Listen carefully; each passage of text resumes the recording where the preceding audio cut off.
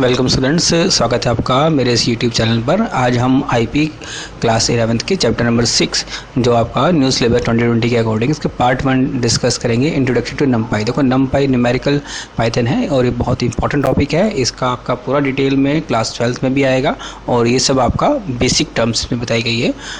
तो शुरुआत करते हैं चैप्टर की। बेसिकली इस चैप्टर के अंदर जो आपको फर्स्ट इंट्रोडक्शन में दिया गया है, that is नमपाई stand for numerical Python. इसको न्यूमेरिकल पाइथन के नाम से जाना जाता है। It is a package of data analysis and efficient computing with Python। efficient scientific computing को हम Python के थ्रू जब डिस्क्राइब करते हैं तो यूज़ करते हैं तो उसको हम numpy that is numerical Python कहते हैं। Numerical Python uses a multi dimensional, जिसे हम मल्टी डायमेंशनल एरेज, जैसे हमने पहले 1D एरे वगैरह लिस्ट में किया हुआ है, तो इसमें मल्टी डायमेंशनल एरे चलता है। 2D तक आपका सिलेबस में है, वैसे 3D 4D भी चल जाता है, लेकिन आपके सिलेबस में 2D तक है। And has the functions and tools for working with these arrays. The powerful N dimensional array, N dimensional मतलब जितना मल्टी डायमेंशन का हो सकता है array of the NumPy speeds of the data. Obviously जब डायमेंशन ज़्यादा होगा तो स्पीड भी ज़्यादा हो जाएगी प्रोसेसिंग की। नमपाई can be easily interfaced with the other Python packages and provides tools for the integrating with other programming language. Basically integrating मतलब कि उनको दूसरी लैंग्वेज के साथ मिलके भी ये वर्क कर सकता है अगर हम नमपाई पैकेज का यूज़ करते हैं तो इसको देखते हैं डिटेल में। जब हम इंस्टॉल करते हैं तो आपको cmd कमांड लेके इंस्टॉल करना है, पिप इंस्टॉल नमपाई, जैसे बाकी आप दूसरे पैकेजेस इंस्टॉल करते हो। तो यहाँ पर देखिए, एरे को शुरू करने से पहले यहाँ पे एक अच्छा टॉपिक साथ में दिया हुआ है, कंटिन्यूस मेमोरी लोकेशन और नॉन कंटिन्यूस। ध्यान रखिए बुक में एरर है, यहाँ पे नॉन होगा, NON। तो बेसिकली कंटिन्यूस और नॉन कंटिन्यूस में क्या डिफरेंस होता है? तो memory space must be divided into the find sizes position. पहले से पता है कौन सी पोजीशन पे है और कंटिन्यूस में रहेगी वो लगातार। And each position is allocated in a single data only. Single data को ही एक पर्टिकुलर बड़ी सी यूनिट आप अलॉट कर दोगे, तो उससे मतलब कंटिन्यूस में लगातार यूनिट आपको मेमोरी मिलती जा रही है, उसका आप डाटा को स्टोर कर रहे हो, तो कंटिन्यूस मेमोरी एलोकेशन कहते हैं। और नॉन कंटिन्यूस में आपका पूरा डाटा बिखरा हुआ है, स्प्रेड है। Divide the data into the several blocks, अलग अलग ब्लॉक्स में रखा गया है, किसी एक पर्टिकुलर ब्लॉक में नहीं है। And place in different parts of the memory according to the availability of the memory space. Memory space आपका लगातार अवेलेबल नहीं है, जहाँ मिला उसको वहीं पर उसने रख दिया। तो these are the main differences. तो आपका जब एरे की हम बात करते हैं तो एरे के अंदर कंटिन्यूस मेमोरी एलोकेशन का यूज़ किया जाता है, इसलिए आपको एक कंसेप्ट साइड में अलग से अच्छे से बताया हुआ है, इंपॉर्टेंट है एग्जाम के पॉइंट ऑफ व्यू से भी। नेक्स्ट देखते हैं, we have learned about the various data type. हमने पहले देख रखा है, लिस्ट, टपल्स, डिक्शनरीज हमने देख रखी है। इस चैप्टर के अंदर हम एरे के बारे में बात करेंगे। Array is the data type use to store multiple values using the single identifier variable. मतलब एक ही वेरिएबल के अंदर आप बहुत सारी वैल्यूज को स्टोर कर सकते हैं, इसे हम एरे कहते हैं।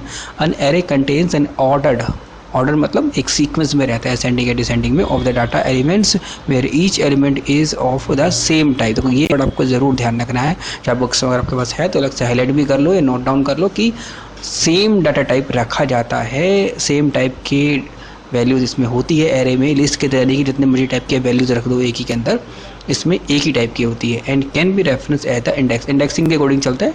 जैसे हमने पहले लिस्ट वगैरह कर रखा है तो इंडेक्सिंग के अकॉर्डिंग ही चलता है। मोस्ट इंपॉर्टेंट कैरेक्टर्स कौन सी इंपॉर्टेंट है एग्जाम के पॉइंट ऑफ व्यू से भी ये, each element of the array is of the same data type, हमेशा सेम डाटा टाइप कराएगा। थ्रू दो the values stored in them may be different, जबकि वैल्यूज अलग अलग हो सकती है। The entire array is stored continuously, जैसे वो बताया मैंने आपको, कंटिन्यूस मेमोरी एलोकेशन में स्टोर किया जाता है। दिस मेक्स प्रोसेस, इसकी वजह से एरे आपका बहुत फास्ट चलता है। Each element of the array is identified for referred using the name of the array along with the index number. Indexing के अकॉर्डिंग चलता है, देखो एलिमेंट हमेशा इसका जो कि 0 से स्टार्ट होती है, ठीक है।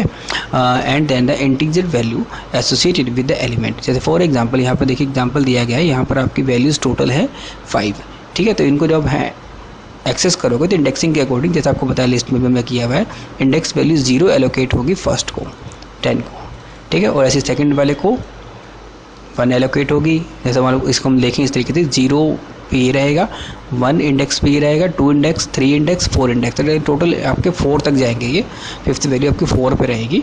This is called the zero based indexing, इसी को कहते हैं। This is very similar to the indexing of the list, जो मैं पहले कर चुकी थी, बताया मैंने आपको, लिस्ट से बहुत कुछ सिमिलर है ये। The idea of the array is so important that almost every programming language इसको सपोर्ट करती है।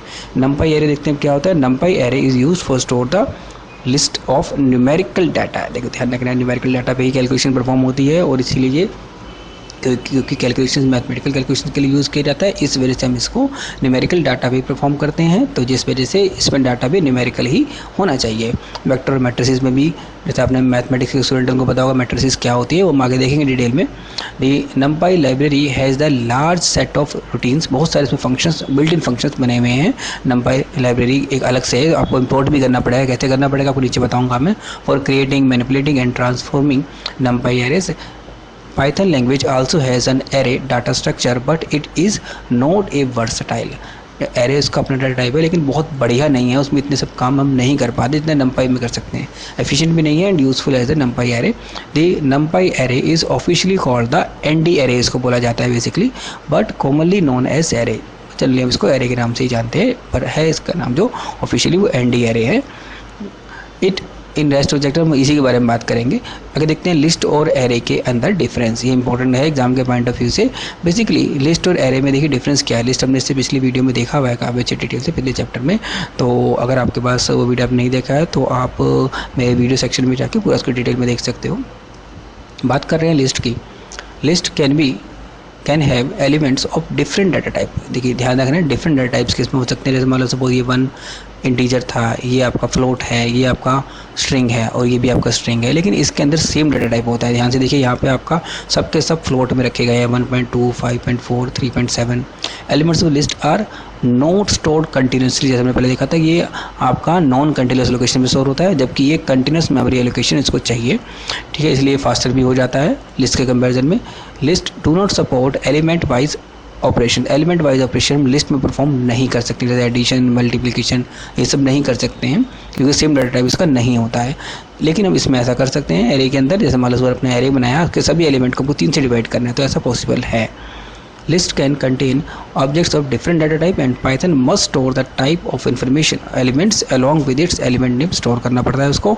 The list take more space, obviously space भी ज़्यादा लगेगी क्योंकि डाटा टाइप अलग अलग है इसके, और एफिशिएंट भी कम है, लेकिन ये स्पेस भी कम लेता है मेमोरी में और ज़्यादा एफिशिएंट भी है।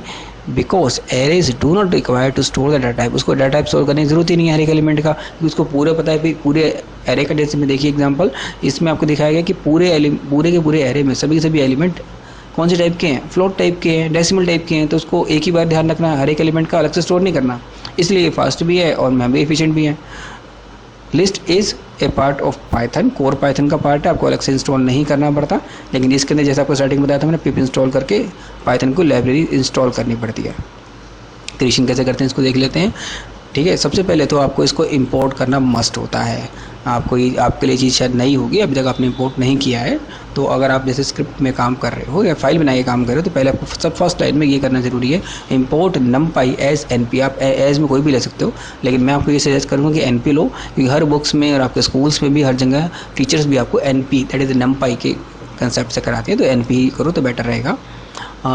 एरे वन हमने लिया जिसके अंदर हमने np.array, देखो ये एक एरे एक प्री डिफाइंड फंक्शन है, वो बेसिकली क्या कर रहा है, देखो ध्यान पे देखो, अंदर ये लिस्ट है, इस लिस्ट को वो एरे में कन्वर्ट कर देगा numpy एरे में, ठीक है। np.array जो हमने इसके अंदर प्रोवाइड किया, इसको numpy एरे बना दिया उसने, और ऐसे डिस्प्ले कराएंगे तो ये देखिए 1D एरे डिस्प्ले हो गया। अब देखिए क्रिएटिंग ए 1D एरे, जैसे ऊपर अभी देखा ही है, इसी तरीके से 1D एरे बन सकता है।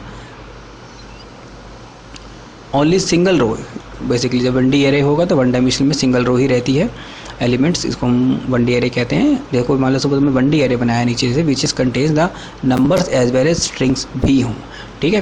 यहाँ पर देखिए आपका ये नंबर था और ये आपका फ्लोट था डेसिमल वाला, ये कैरेक्टर आपका आ गया और ये डेसिमल वाला आ गया। हम इसको इस तरीके से जब डिस्प्ले कराएंगे, ध्यान से देखिए, क्योंकि उसने एक जो आपका स्ट्रिंग था तो उसने स्ट्रिंग के बेस पे सबके सब स्ट्रिंग कर दी, क्योंकि सिंगल डाटा टाइप लेना था उसको, देखिए यहाँ पे सिंगल कोट्स में सारे रख दिए, ठीक है। अब डाटा टाइप आप इसको आपने बोल दिया डाटा टाइप इसको देने के लिए U32 दैट इज़ यूनिकोड, ठीक है। यूनिकोड 32 डाटा टाइप है ये, जिसके अंदर सब के सब कैरेक्टर्स आ सकते हैं। Observe that since there is a string value in the list, एक लिस्ट के अंदर स्ट्रिंग वैल्यू थी, all the integers and float values has been prompted to string, उनको स्ट्रिंग के अंदर कन्वर्ट इसने ऑटोमेटिक कर दिया है, हमने नहीं किया है, ठीक है, क्योंकि ये सिंगल डाटा टाइप लेता है तो इसके अंदर ऐसा करना ज़रूरी है। क्रिएटिंग 2D एरे, इसको देखेंगे पहले, तो यहाँ पे अच्छा कंसेप्ट बताया गया है। मान लो आप इस तरीके से बनाते हो तो इनकरेक्ट है। पे देखो यहाँ पे राउंड ब्रैकेट लिया है सिर्फ, तो एक तरह टपल माना जाएगा, तो ये ऐसा पॉसिबल नहीं है। आपको इसके अंदर एक लिस्ट के फॉर्मेट जैसे रहता है हमारा, स्क्वायर ब्रैकेट लेके और फिर बाहर में राउंड ब्रैकेट लगाओगे तभी ये करेक्ट भी है। 2D एरे देखते हैं, 2 डायमेंशनल एरेज हम कहते हैं। Arrays by passing nesting list of the arrays, मान लो फॉर एग्जांपल ये देखिए जैसे यहाँ पर हमने NP एरे बनाया है 2.4, 3, फिर कॉमा लेके देखो ये रोज बन रही है अलग अलग। यहाँ पे देखिए ध्यान से 1, 2 और 3 सबको सबने कॉमा से सेपरेट किया है। इसको हम इस तरीके से जब डिस्प्ले करेंगे, ध्यान से देखिए एक रो पूरी पूरी ये आ गई जो हमने यहाँ पे दिया था, फिर ये यहाँ पर देखिए यहाँ पे ये 3 था, 3.0 नहीं था, क्योंकि बाकी सब आपके डेसिमल वैल्यूज थी, तो इसने अपने यहाँ पे 3 को 3.0 कर दिया, तो पॉइंट लगा दिया, इससे कोई फ़र्क नहीं पड़ेगा, एक ही बात रहेगी। तो इस तरीके से आपका नंपाई एरे बन गया। किस में कन्वर्ट किया उसने? प्रमोटेड, उसको मतलब आगे बढ़ा दिया, प्रमोट कर दिया फ्लोट में। एट्रीब्यूट्स देखते हैं नंपाई एरे के, जैसे मान लो सम इम्पोर्टेंट जो एट्रीब्यूट्स है नंपाई एरे के, देखिए कौन कौन से। सबसे पहले हम देखेंगे ND एरे डॉट NDIM, ठीक है। ये क्या होता है basically? Gives the number of dimensions, number of dimension जो भी आपके रहे हैं of an array as in the integer value की तरह दिखाएगा वो। Arrays can be 1D 2D या फिर कितने बड़े टाइप का हो सकता है। इस चैप्टर के अंदर हम सिर्फ 1D और 2D के बारे में ही बात करेंगे, आपके सिलेबस में इतना ही है। NumPy calls the dimension as axis, dimensions को वो एक्सिस बोलता है। 2D एरे के अंदर अगर हम दो को, ऑब्वियसली जब 2 डायमेंशन होंगे तो कैसे रहेगा? रो वाइज डायमेंशन अगर हमें शो करवाना है तो हम एक्सिस 0 लेंगे, ये आपको ध्यान रखना है, आगे पूरे चैप्टर में यूज़ होगा ये। जब रो वाइज हमें कंसेप्ट करना होता है, डिस्प्ले करना होता है, कन्वर्ट करना होता है कहीं पे भी, तो हम एक्सिस को 0 मानते हैं, और जब कॉलम वाइज करना होता है तो हम एक्सिस को 1 रखते हैं, ठीक है।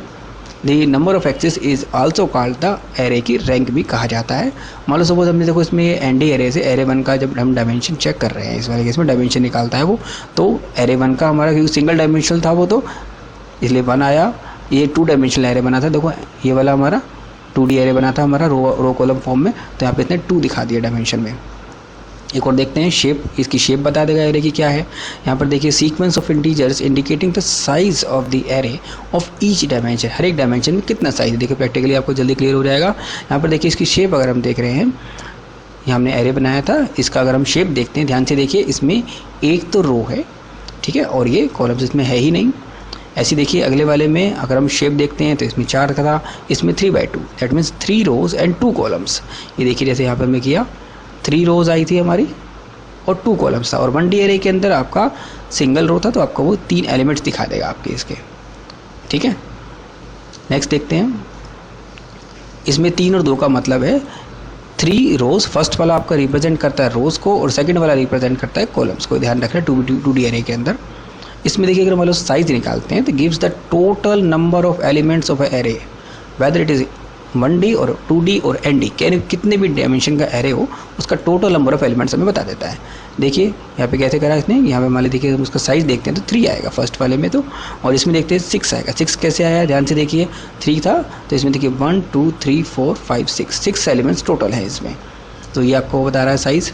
ऐसे ही देखो एक होता है D टाइप, D टाइप मतलब डाटा टाइप बता देता है वो, the elements of the array, all the elements of the array are of the same data type. Obviously हम पहले पढ़ चुके हैं, जब एरे है वो तो आपका एन नंपाई के अंदर वो सेम डाटा टाइप रहता है। Common data type integer 32, 64, float 32, float 64 और U32 दैट इज यूनिकोड 32, तो स्ट्रिंग्स वगैरह के लिए यूज़ होता है, ये कॉमनली चलते हैं। यहाँ पर देखिए अगर मान लो सपोज हम फर्स्ट वाले का चेक करते हैं तो इंटीजर था हमारा, तो हमने नंबर वैल्यूज ली थी, सारी इंटीजर वैल्यूज ली थी। दूसरे वाले में जैसा आपको ध्यान, हमने स्ट्रिंग लिया था, सबके सब उसने कन्वर्ट कर दिया, तो ऊपर देखिए यहाँ पे ये देखिए, तो इसने ये यहाँ पर सेकंड वाला एरे था ये वाला, तो इसको इसने कन्वर्ट करके किस में कन्वर्ट दिया था, U32 यूनिकोड 32, तो वही ये बता रहा है, इसी को हमने यूज़ करके नीचे इसने दिखाया है कि U32 इसका टाइप दिखा देगा वो, देखो टाइप D टाइप से मतलब डाटा टाइप दिखा रहा है वो उसका, और ये इसका आउटपुट आ रहा है। देखिए ये कमांड आपने चलाई तो ये इसका आउटपुट आया।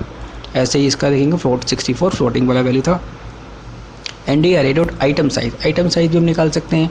It specify the size of the bytes, देखो बाइट्स में साइज़, मेमोरी में कितना साइज़ ले रहा है उससे रिलेटेड है ये। बात करते हैं जो आपका डाटा टाइप होगा 32x32 वाला और 64 वाला, सॉरी फ्लोट 32 वाला, इन सभी का एक ही डाटा टाइप रहेगा, वो 32 बिट्स मेमोरी में स्पेस लेता है। 8 बिट्स फॉर 1 बाइट, ये हम पहले फर्स्ट चैप्टर पढ़ चुके हैं, 8 बिट का मतलब 1 बाइट होता है।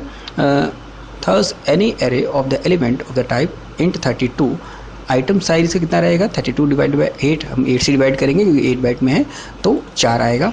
अदरवाइज अगर हम इसको इस तरीके से करेंगे, देखिए पहले 64 था तो 64 को 8 से करेंगे तो 8 बाइट आएगा। इसी तरीके से देखिए यहाँ पर भी आपका, आप जब डिवाइड करोगे तो आपका 4 आएगा इसमें साइज़, और इस केस में 128 आ जाएगा। तो इसमें एलिमेंट्स कौन से थे, फ्लोट वाले थे, तो फ्लोट वाले का मेमोरी टोटल इतना उसने लिया है। इसी तरीके से यहाँ पर आपका जो वैल्यू था देखिए 3 वाला, इसमें टोटल वैल्यूज़ थी हमारे यहाँ पे 1 2 3 4 5 6 वैल्यूज़ थी, ठीक है। तो इसको जब आप डिवाइड करोगे तो आपका 8 ही आएगा, फ्लोट डाटा टाइप था इसके अंदर। नेक्स्ट देखते हैं other ways of creating नंपाई array, कौन कौन से तरीके से नंपाई एरे बना सकते हैं। डी टाइप से आपने देखा आर्ग्यूमेंट्स इसका नंपाई एरे का है कि this will convert the data automatically to the mention type में कन्वर्ट कर देगा। इस एग्जांपल को तो नीचे देखेंगे फ्लोटिंग में कैसे कन्वर्ट कर रहा है। मान लो सपोज अपना ये एन पे नंपाई एरे हमने 4 बनाया है ये, ठीक है। इसके अंदर देखो वैल्यूज़ हमने कौन सी वैल्यूज़ हैं, ये सारी इंटीजर है। इंटीजर को हम फ्लोट में बोल दिया भाई हमें कन्वर्ट करना है। देखिए ध्यान से नया कंसेप्ट है, कॉमा डाल के मैं यहीं पे लिख दिया लास्ट में डी टाइप फ्लोट। आप साथ में यहाँ पे भी लिख सकते हैं, बस स्पेस के अंदर नीचे जिन्होंने लिख दिया तो आप इसी में लिख सकते हो। तो यहाँ पर देखिए आपने फ्लोट में कन्वर्ट कर दिया सारा के सारा, हमने बोल दिया स्पेसिफिकली कि फ्लोट में कन्वर्ट करना है। We can create an array with all the zeros. हम इनिशियलाइज करना चाहते हैं कि एक ऐसे एरे बनाएंगे जो सबकी वैल्यू जीरोज होगी, तो उसके लिए जीरो फंक्शन लगता है।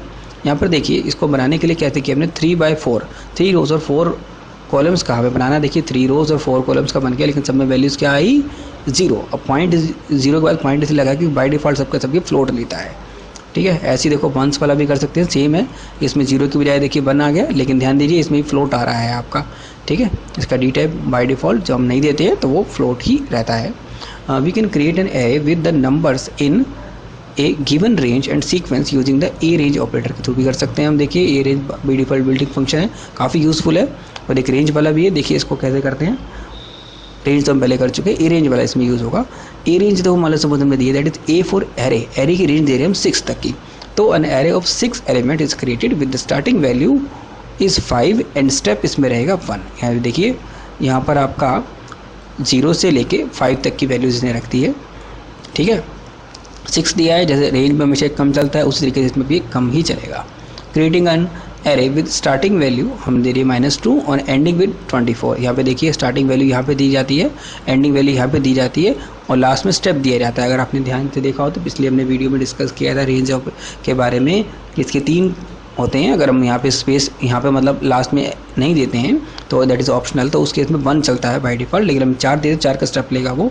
तो -2 में अगर हम 4 जोड़ेंगे तो आपका कितना आ जाएगा, देखिए -2 से स्टार्ट किया तो अगर आप 4 प्लस करते तो 2 हो जाएगा, फिर 4 जोड़ोगे तो 6, फिर 10, 14, 18 और 22। इस तरीके से सीक्वेंसिंग इसमें चलती है।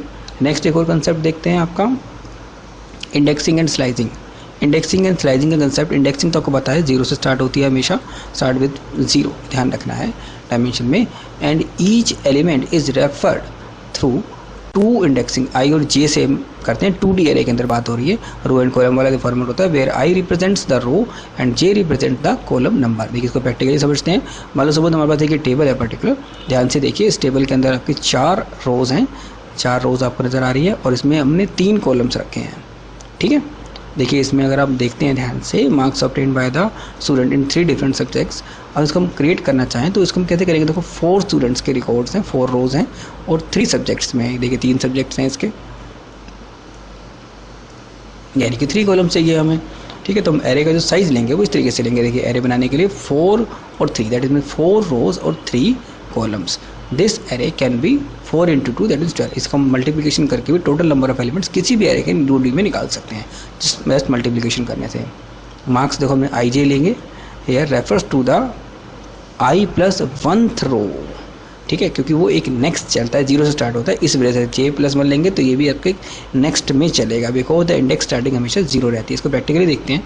मान सपोज हमने 3,1 लिया, is the element in 4th row and 2nd column that is 72। देखो इसको ध्यान से देखते हैं, 3,1 अगर हमने दिया, देखो 72 ये कैसे आया, ठीक है।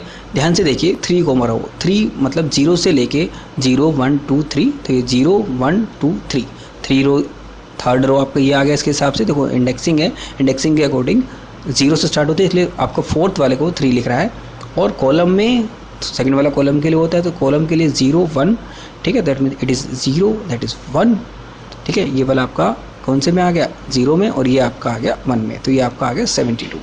क्लियर है ये चीज़? तो इस तरीके से आपका एलिमेंट्स आप टारगेट कर सकते हो। नेक्स्ट रो देखते हैं। यहाँ प्रैक्टिकली इन्होंने बताया है, मान लो सपोज हमें accessing the element in the first row in the third column, पहली रो का तीसरा कॉलम वाला एलिमेंट निकालना है। मतलब पहली रो आपकी हो गई ये वाली, इसका तीसरा एलिमेंट दैट इज़ 56। ये देखिए तीसरा एलिमेंट 56 ही है। तो इस केस में कैसे निकालेंगे? तो फर्स्ट हमने देना तो 0 से स्टार्ट होगा और थर्ड निकाला 0 1 2। ध्यान देना है इसमें 0 1 2 रहेगा, 3 नहीं रहेगा, क्योंकि इंडेक्सिंग इसकी 0 से स्टार्ट होती है। तो इस तरीके से आपको टारगेट करना आना चाहिए, इसकी प्रैक्टिस आपको और करनी पड़ेगी। मैं कुछ और वीडियोज़ के ज़रूर बनाऊँगा जिसमें आपका और नंपाई एरे से डिटेल्ड क्वेश्चन रहेंगे। देखते हैं फिलहाल इसमें बुक में आपको दिया हुआ है मेन कंसेप्ट।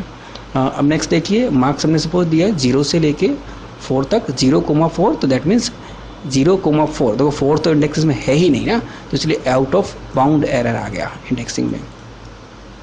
स्लाइजिंग देखते हैं। स्लाइजिंग का मतलब कुछ पार्ट को एक्सट्रैक्ट कर रहा है बीच में से एरे के। देखिए एक्सट्रैक्टिव पार्ट करने के लिए स्लाइजिंग कंसेप्ट हम यूज़ करते हैं। इसकी दो पोजीशन होती है, स्टार्टिंग और एंडिंग, कहाँ से लेके कहाँ तक आपको एक्सट्रैक्ट करना है। मान लो देखो सपोज 1D एरे हमारे पास ये है, इसमें से हमें एक्सट्रैक्ट करना है 3,4। देखो 3,45 में आपका ये कैसे आया, ध्यान से देखिए। 3 दैट मीन्स 0 से इंडेक्सिंग स्टार्ट होगी, तो 0 1 2 3 पे ये आ गए। यहाँ पे 10, तो फर्स्ट एलिमेंट 10 आया। अब हमें कहाँ तक जाना है? हमें 5 तक जाना है।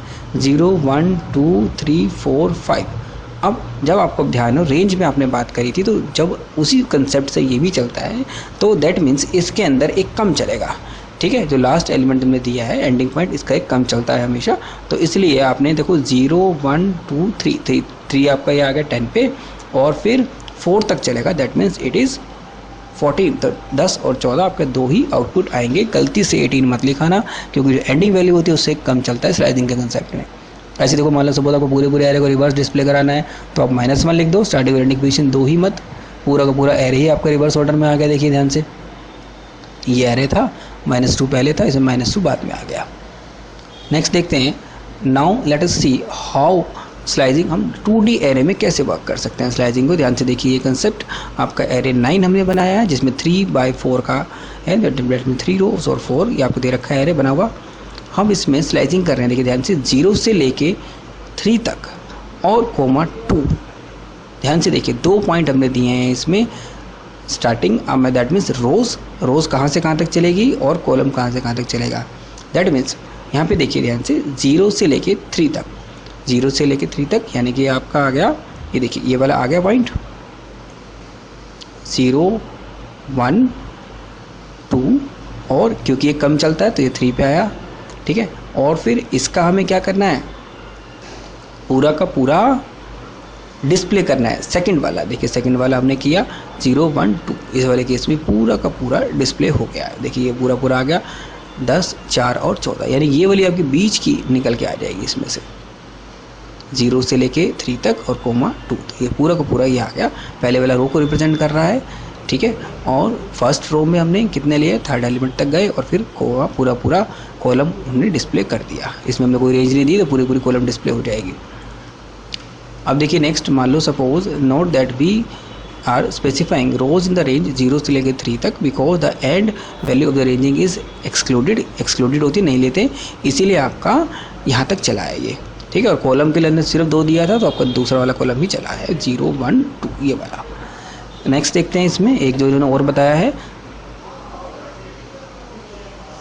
Accessing elements of second and third row from first and second column. देखिए सेकंड एंड थर्ड रो के एलिमेंट को डिस्प्ले करना है।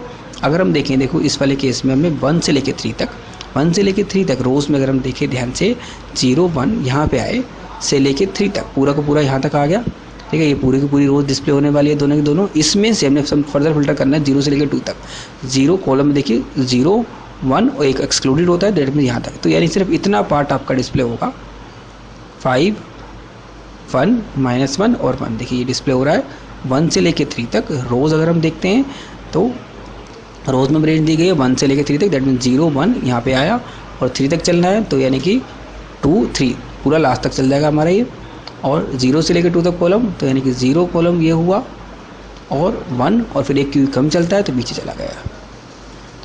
नेक्स्ट देखिए, if the row indexing are not specified, it means all the rows are to be consider, सभी consider किया जाएगा। Likewise if the column indexes are not specified, all the columns आएंगी, और ऐसे अगर रोज का नहीं दिया तो पूरा पूरा रोज डिस्प्ले हो जाएगा। मतलब सपोज यहाँ पे देखिए हमने ये नहीं दिया है कुछ भी, तो पूरा का पूरा रो डिस्प्ले हो गया। कौन सी कॉलम का? 2 का। देखिए 2 वाले में से पूरा पूरा निकल के आ गया। इसी तरीके से हम कर सकते हैं। ऑपरेशन देखिए इसमें कौन कौन से परफॉर्म कर सकते हैं। मैरी के अंदर बहुत सारे ऑपरेशंस होते हैं। देखिए अर्थमेटिक ऑपरेशन भी परफॉर्म कर सकते हैं।